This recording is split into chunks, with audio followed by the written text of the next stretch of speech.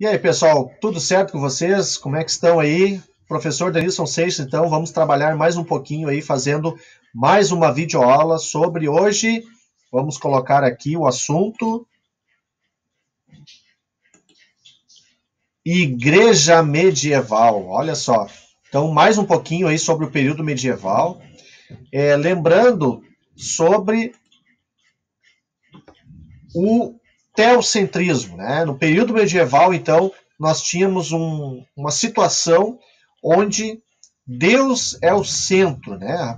O período medieval, quando a gente fala sobre a Idade Média, a gente tem que lembrar que a religiosidade é muito importante nesse período. Ela é muito intensa nesse período aí. E a igreja, então, a igreja católica, né? Ela é a principal instituição desse período, trabalhando com as questões morais, questões comportamentais também, influenciando no dia a dia das pessoas, né, em termos de sua influência política também, influência econômica, né. Então, a Igreja Católica é a principal instituição, a instituição muito que tinha muito poder aí nesse período medieval, e o teocentrismo, né, né, Deus no centro, tudo que envolve a sociedade medieval envolve Deus, envolve a religiosidade, envolve a Igreja Católica. Então, Deus é responsável, né, pelas coisas que acontecem no dia a dia das pessoas. Esta é uma visão, então, medieval, certo? Então, muito importante esse contexto aí para que a gente possa compreender aí o período medieval e esta intensa religiosidade aí, certo? Vamos dando sequência, então, como eu falei, a Igreja Católica, ela ditava as regras da sociedade medieval, ela tinha uma quantidade de terras muito grande, né? Em parte, um terço mais ou menos aí da parte da Europa, então pertencia à Igreja Católica, muito conquistado por doações, então as pessoas queriam ter benefícios em relação à religião, em relação à conquista da salvação também, né? Pensavam muito nesse sentido aí. Então, muitas pessoas doavam terras para a Igreja Católica na busca, então, de benefícios para si e para a sua família, então, certo? Então, tudo passava pelo crivo da Igreja Católica, então, certo? Vamos dar sequência aqui. A Igreja Católica, então, tinha uma hierarquia, né? A gente pode ver lá o Papa como sendo o grande líder da Igreja Católica, né? Abaixo ali os cardeais, arcebispos, os bispos, párocos, abades, monges, né? Uma hierarquia bem extensa, né? Vamos dizer assim. E dentro dessa hierarquia, então, havia o clero secular, né?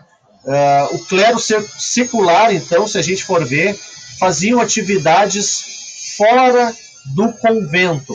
Eram atividades que trabalhavam com pessoas, né, fora dos muros ali, das paredes da igreja, né? Trabalhavam diretamente com as pessoas ali fora da igreja, então, tá?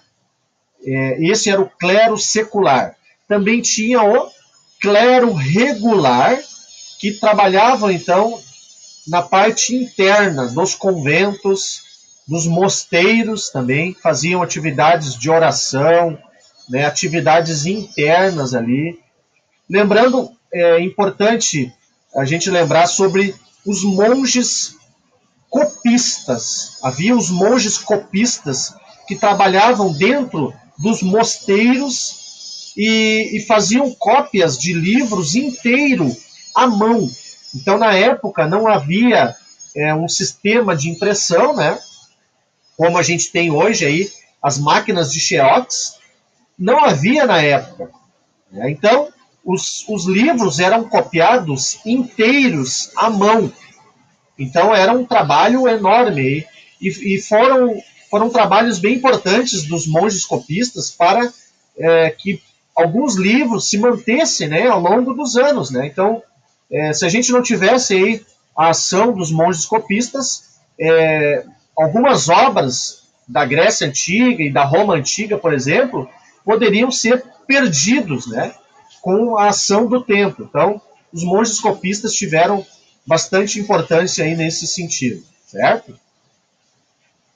Vamos falar um pouco sobre as catedrais. Tivemos aí dois tipos, basicamente, de arquitetura das catedrais que diferencia uma da outra, certo? Vamos colocar aqui, então, a românica. Até, inclusive, coloquei aqui uma imagem ao lado de uma catedral românica que tinha uma característica mais o teto arredondado, né? Que a gente chama de abóbada. Então, com paredes mais grossas também, poucas janelas, para que não tivesse uma iluminação interna, para que o ambiente ficasse um ambiente mais acolhedor, mais sombrio, vamos dizer assim, né? Que as pessoas que entrassem dentro dela, elas ficassem envolvidas com aquele ambiente que seria um ambiente próprio para a meditação, para a oração, então também, né? Então esse estilo chamado estilo românico, tá? É um estilo arquitetônico, então, de uma das catedrais aí do período medieval, tá? Depois também vieram outro estilo aí, o estilo gótico, tá? O estilo gótico ele se diferencia com colunas pontiagudas.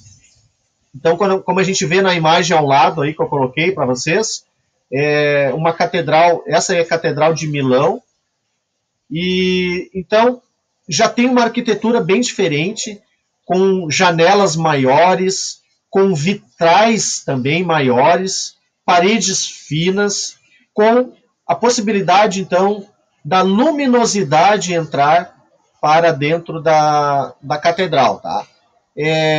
Lembrando que os vitrais das igrejas medievais tinham uma função pedagógica, porque boa parte da população não sabia ler, então não tinha como compreender, né, a escritura sagrada. Então, as pinturas internas da igreja e dos vitrais serviam, então, para ensinar sobre algumas passagens bíblicas. Então, tinha também essa função de que, quando a pessoa entrasse na igreja, pudesse visualizar no seu interior passagens bíblicas, e a partir disso, então, ela pudesse estar envolta, né, a todo este ambiente também de meditação e de construção aí do conhecimento relacionado à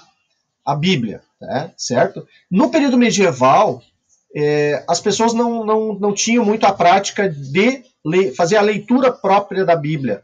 Quem interpretava a Bíblia eram o clero, né? Os integrantes da Igreja Católica, então, que faziam a interpretação da Bíblia. Como eu falei, boa parte da população não sabia ler e escrever, e quem tinha domínio, então, da escrita e da leitura eram os integrantes da Igreja Católica. E isso, então, dava a eles a condição de fazer a interpretação das Escrituras Sagradas para as pessoas, certo? Vamos dando sequência aqui. A Igreja Católica, ela criou um departamento no período medieval chamado Tribunal da Inquisição, ou também conhecido como Tribunal do Santo Ofício. O que seria isso, né? Um departamento em que haveria uma investigação para que aquelas pessoas que não estariam de acordo com a sua doutrina, elas pudessem ser investigadas e recebiam punições por isso. Então, muitas pessoas foram punidas por seguir outras doutrinas que era proibido na época. Então, somente as pessoas deveriam ser somente da Igreja Católica. Por exemplo, tem um filme muito importante que aborda esse tema da Inquisição, que é Sombras de Goya. Esse filme é bem interessante. Ele aborda a história ali de uma menina, de uma família também, desta menina, e ela foi julgada pela igreja e por estar de acordo com outra doutrina, né? Então eles identificaram isso e prenderam ela, e depois a história vai se desenrolando aí, e deixo essa sugestão, vocês assistirem o filme Sombras de Goya, então, aborda o tema do Tribunal da Inquisição. Além do Tribunal da Inquisição também, havia o chamado Index Librorum Prohibitorium, ou seja, o índice de livros proibidos, onde as pessoas não poderiam ter acesso a determinados livros por estarem não estar de acordo com a doutrina da igreja. Então, tem também um livro e um filme que fala sobre isso, que é O Nome da Rosa. Então, o filme aborda sobre essa questão aí de uma investigação sobre pessoas que estariam tendo acesso a livros proibidos, né? Porque seriam, por exemplo, livros de filosofia ou livros que abordassem ideias contrárias àquilo que a igreja pregava, né? Então, muitas pessoas não poderiam ter acesso a determinados livros, tá? Então, é o chamado Índice de Livros Proibidos, Index Librorum Prohibitorium, certo? Então, a ideia seria basicamente conversar com vocês sobre a igreja, e a gente conclui aqui hoje este tópico aí.